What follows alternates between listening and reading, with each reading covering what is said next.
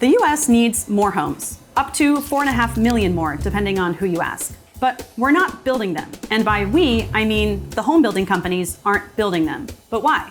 If millions of people are chomping at the bit to buy a house, any house, you'd think this would be a golden opportunity for home building companies, especially the biggest ones, to make some serious profit. But they're not doing that, at least not nearly fast enough. And after digging into this economic mystery, reading way too much about building regulations, and digging far too deeply into the public filings of the biggest home building companies, I think I found an explanation. Home builders, especially the biggest ones, don't actually need to build that many homes in order to dominate the market. They found a different method, and you can see it working right here. These bars show the total number of new single-family homes sold in the US each year going back to 1993. And the line graph shows the percentage of all of those homes that were built and sold by D.R. Horton, the largest home building company in the United States. So this gap here tells us two things. One, we aren't building nearly as many homes after the Great Recession as we did before the Great Recession. And in some ways that's a good thing. We were definitely overbuilding pre-Great Recession, led to this whole housing bubble you might have heard of, but we could use a few more post-Great Recession. Anyway, so we're not building as much, and the ones that we are building are increasingly being built by fewer companies, including D.R. Horton. This is a tale as old as time in the American economy. Consolidation of a major industry into a few big players. The top 100 home builders, and especially the biggest two, D.R. Horton and Lennar, have gobbled up more and more of the single-family home market since 2000, and especially after crises like the Great Recession and the COVID-19 pandemic. In the past 25 years or so, D.R. Horton and Lennar have each acquired about 20 other home building companies, increasing their combined market share from about 6.2% in 2002 to 23.4% in 2023. Even so, compared to other industries in the United States, those numbers don't scream obscenely consolidated. The top four companies, D.R. Horton, Lennar, Pulte Group, and NVR, together only made and sold 31% of all new single-family homes in 2023.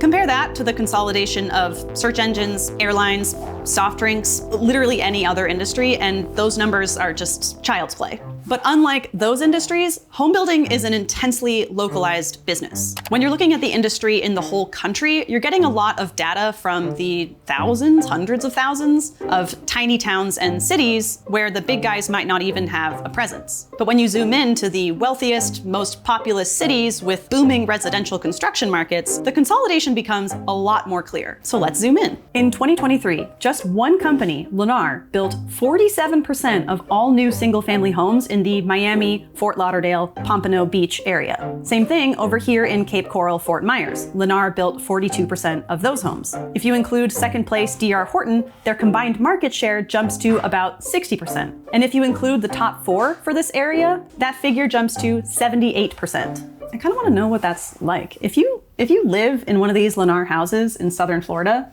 do you look around your neighborhood and have this eerie sense of sameness? I mean, to a certain extent, a lot of houses in neighborhoods look the same, but it has to be on another level when almost half of all of your neighbors have the same house, basically. No judgment. I'm not judging. It's the same story in basically every major city in the United States. There's a news outlet called Builder that reports in depth on the home building industry. Each year, they compile a list of the top 10 home builders in each of the top 50 markets for residential construction. And who shows up on that list again and again and again? And again and again and again and again and again. But for all their market dominance, they're not building nearly enough. Remember, we're lacking some 4 million homes to adequately house the US population. If they were building enough, then the bars on this graph would be a lot higher. In fact, by one estimate, if we had had a similar amount of competition in the home building industry after the Great Recession as we did before the Great Recession, we would have added an average 150,000 extra new homes each year. And not for nothing, it would have generated about $106 billion of economic activity each year as well. If that were the case, the market shares of D.R. Horton and Lennar might be even higher, but at least we'd all have places to live, right? Basically, the price signals in this market are blaring like it's a 5-alarm fire. Mayday, mayday, people need houses. But the biggest companies aren't scrambling to meet that need. And what's more, other builders aren't jumping in either. why? There are many potential answers. It's a huge, complicated industry with zillions of interlocking parts, and I'm not going to pretend that I can adequately explain them in one 10-minute video. Suffice it to say that the cost of materials and labor, strict local regulations, environmental rules, and fussy neighbors have made the housing market extremely difficult and expensive to navigate, often costing tens of thousands of dollars in expenses before you even break ground. And if the economy takes a blow while you're building, you might not even have a buyer lined up by the time your house is complete. So all in all, it's a risky, tricky industry that favors the biggest, most well-established home builders who can more easily leap those hurdles, pay whatever costs, eat any losses, etc. So those are lots of reasons why it's more difficult to build a house these days, and I'm not negating those whatsoever. But I don't find them entirely satisfying on their own. They help explain why we don't have enough houses, but they're not the full story. There's another reason that the biggest home building companies could establish and perpetuate dominance and keep you, dear viewer, from buying a house. But before we get to that, if you're feeling inspired to start your own home construction business, or some other business if that industry seems way too intimidating and complicated at this point, check out the Hustle's Business Startup Kit. It has 9 templates to help you brainstorm a business name, like houses, for real, develop a business plan, actually build houses, and pitch your idea to investors. Here's the idea: we build houses. For a link to the Business Startup Kit and all of the sources for this video, see the description box below. Now let's get back to the video. To quote Matt Stoller's recent newsletter article on this subject, "It's the land, stupid." This is about the level at which I want most economic concepts explained to me. Basically, the biggest home builders don't need to rush to build a bunch of single-family homes to beat out their smaller competitors because they have all the land. Take D.R. Horton, for example. Between 2017 and 2024, they more than doubled the number of lots they own. And you can bet those are mostly in super competitive markets.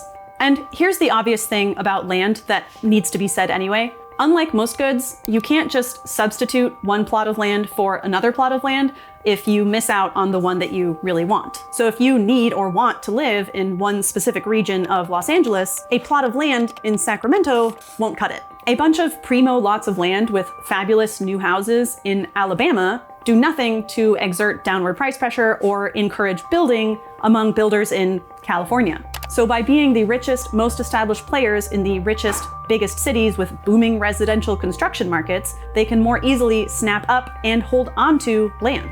As Mr. Stoller put it, these aren't builders. They are financiers that borrow cheaper than real developers and use that cheap credit to speculate in land, hiring contractors to do the work.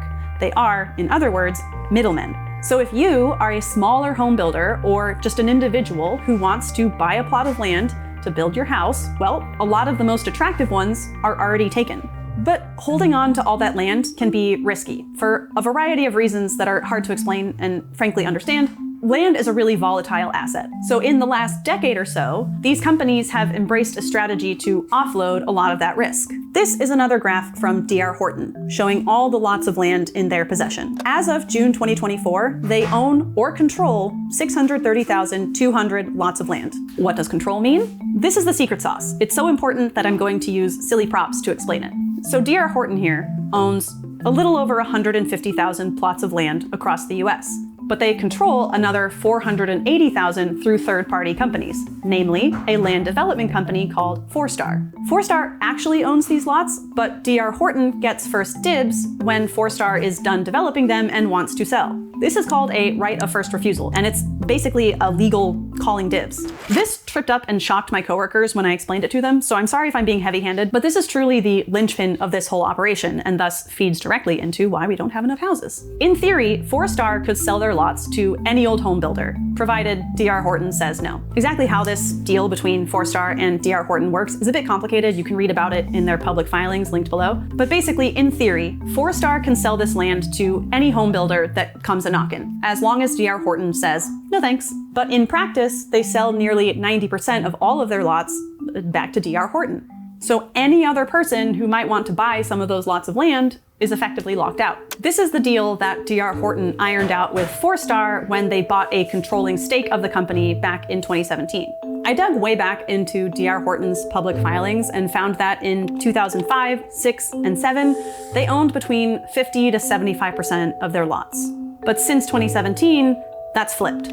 Today, D.R. Horton only outright owns 24%. If they didn't have this third-party system to offload the risk of owning all that land, it's possible they would develop and build it faster. But for the millions of Americans waiting around to buy a house, all this financial dealing amounts to the same thing. There's no pressure on D.R. Horton or the other big home building companies to build faster, because legally, no one else can build on these lots of land, at least not without their permission. And it benefits both Forestar and D.R. Horton, their primary owner, to wait until the economic winds are just right to finally sell and build on that land. How to fix this? Well, limitations on the amount of land a person or company can own could be a place to start. Literally, Frederick Douglass was worried about land monopolies way back in 1856.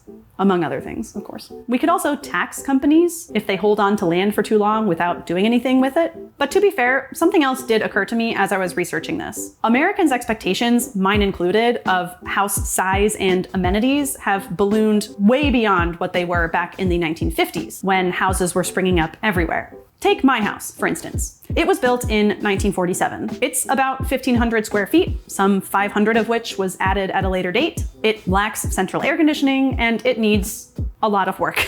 You would not believe this kitchen before. And honestly, when we got it, yes, I was extremely thankful and fortunate to be able to buy a house, but at the same time, it felt kind of small and less luxurious than what I was used to growing up in the land of newer houses, aka anywhere west of the Midwest and Northeast. But this house is 500 square feet bigger than the average house in the 1950s. And the young families snapping up those homes were cramming a heck of a lot more kids into theirs than I plan on doing in mine. Of course, I'm not trying to blame my generation or anyone else for being too picky. There's clearly a whole host of other problems going on here when it comes to our lack of housing. I suspect people are so keen to own their own homes that they would buy anything, including smaller houses with fewer amenities. But until something gives in this land gridlock we have going on, there's not much any of us can do about it, except start a new rallying cry. Bring back the starter home.